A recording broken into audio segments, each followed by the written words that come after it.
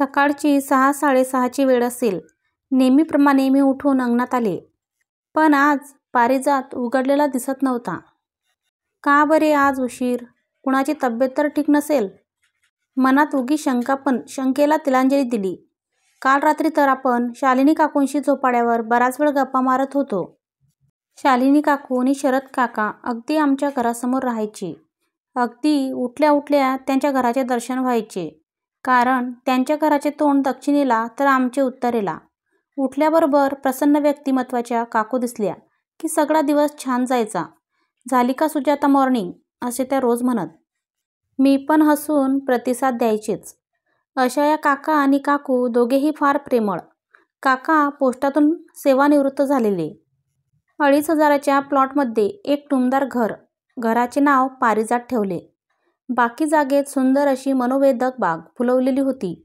काका काकूला एकुलता एक मुलगा होता, मोहनीश. 2 वर्ष झाले होते नोकरीला लागून. त्यामुळे कुटुंब श्रीमंत नाही, पण खाऊन पिऊन सुखी होतं. एक दिवस मी आणि काकू रात्री झोपाळ्यावर गप्पा मारत बसलो होतो. काकू मला शांत आणि चिंताग्रस्त वाटल्या. मी म्हणले, का हो काकू, चेहरा उतरलेला, बरं नाही का? नाही ग, तसं काही नाही. आजकाल आमचा मोहनीश न जरा अंतर्मुख वाटतो. काही बोलत नाही पूर्वीसारखा. एकटा आपला पडलेला असतो खोलीत. पहिलेसारखा बोलत नाही, हसत नाही. असे वाटते काही भानगड तर नसेल. मग तुम्ही विचारा की त्याला समोरासमोर. मी सहजच बोलले.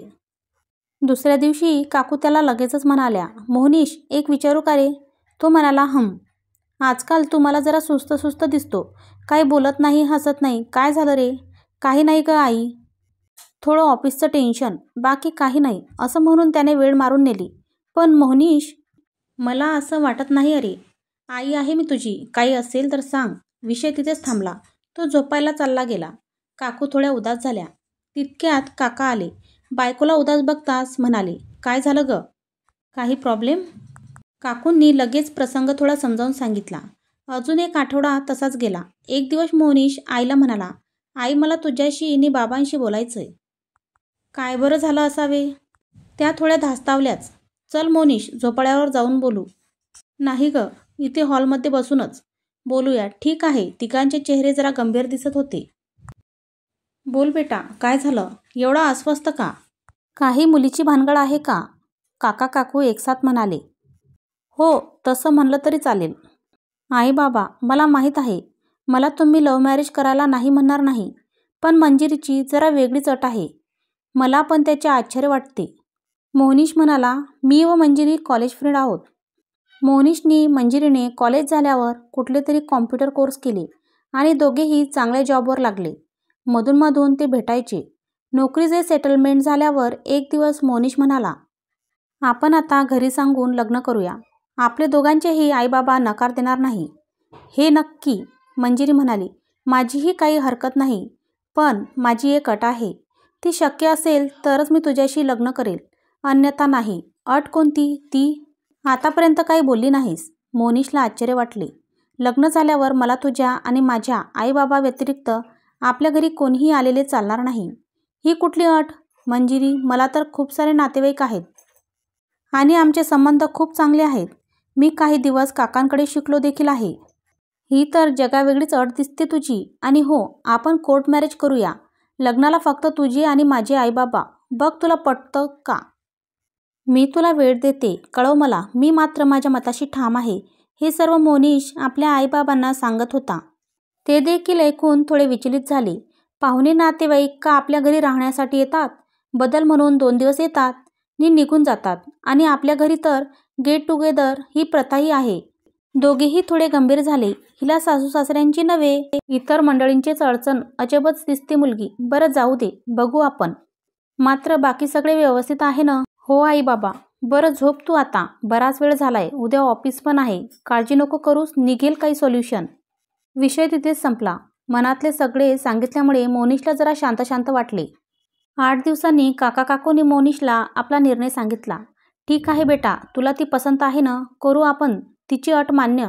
पण आई, काका काकू, मामा मामी, आत्या मामा सगळे माझ्यावर जीव टाकतात. शिवाय नुकतेच लग्न झालेले दादा आणि आरती वहिनी काय म्हणतील ग सगळे? मग आता काय करणार बेटा? समजवेल मी सगळ्यांना आणि हो समजतील ते सगळे. मी उद्या सगळ्यांना फोन करून सांगते. तू काळजी नको करू. ठरल्याप्रमाणे मोनिशने मंजिरीला आपला होकार कळवला. लवकरच मोनिश आणि मंजिरीचं कोर्ट मॅरेज झालं.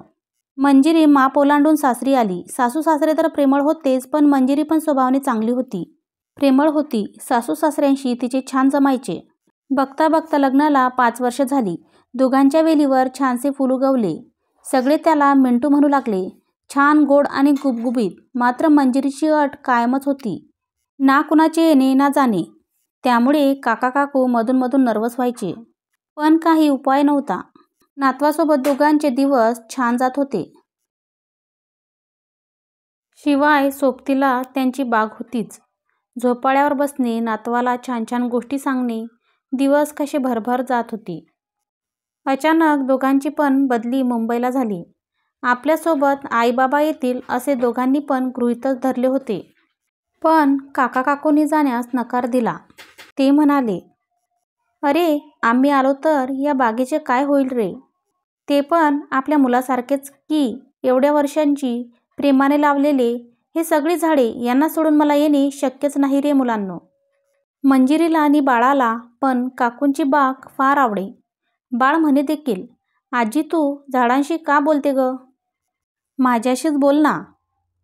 काकू कळवळीने सांगत होत्या.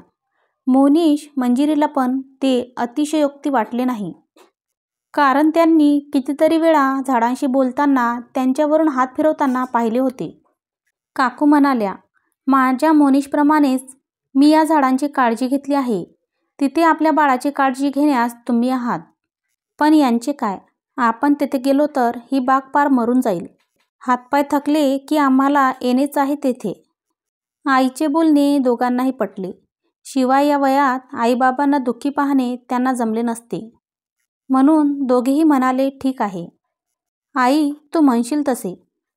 7 दिवसांनी मोनिश, मंजिरी व नातू मुंबईसाठी रवाना झाली. तेथे गेल्यावर महेशला त्यांनी शाळेत टाकले. त्यांचे दोघांचे ऑफिस रुटीन सुरू झाले. महेशला पाळणा घरात ठेवण्यात आले. येताना दोघांपैकी कोणीतरी घेऊन येई. काही दिवस चांगले गेले आणि काही दिवसांनी महेश तब्येतीने सुकत आहे, सुन्न सुन्न राहत आहे, चेहऱ्यावरचा फ्रेशनेस गेला आहे असे दोघांच्याही लक्षात आले.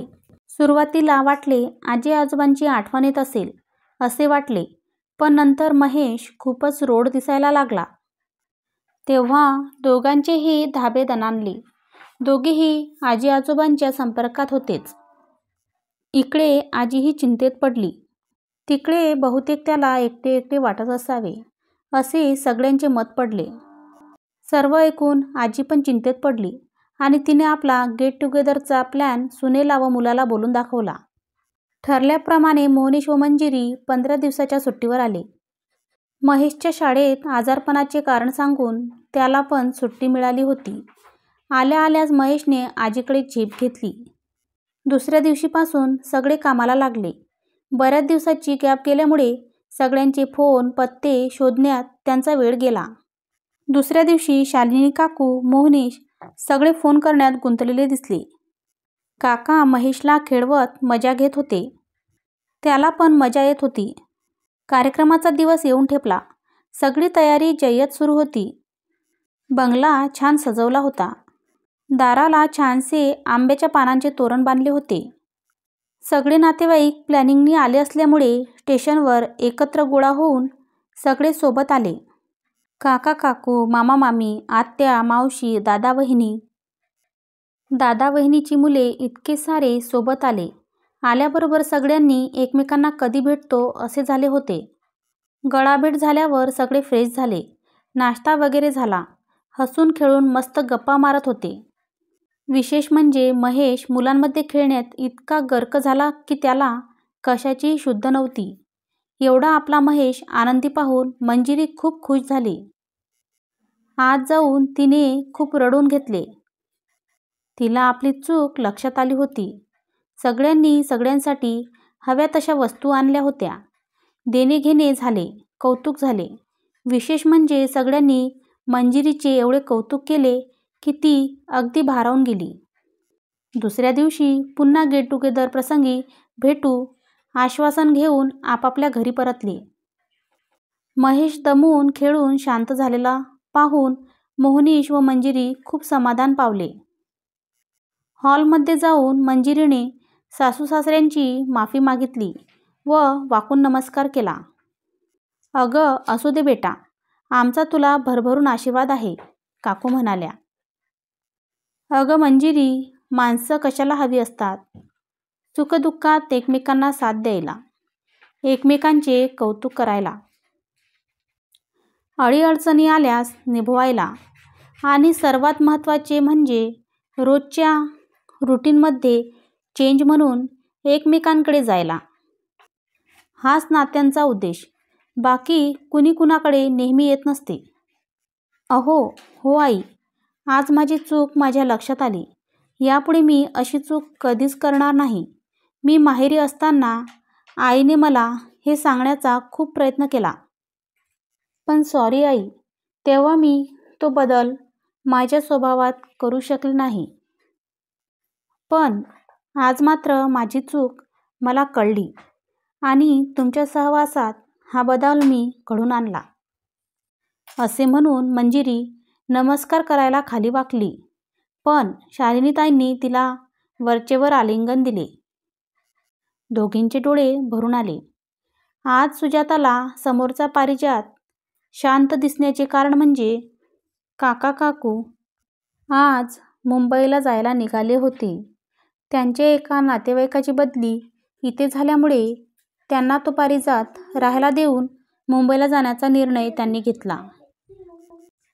तसे त्यांनी आपल्या नातवाला सांगितले होते की आम्ही लवकरच तिथे राहायला येऊ. आणि विशेष म्हणजे जे कुटुंब होते ते निसर्गप्रेमी होते, त्यामुळे आजीला बागेची काळजी घेतली जाईल याची गॅरंटी होती.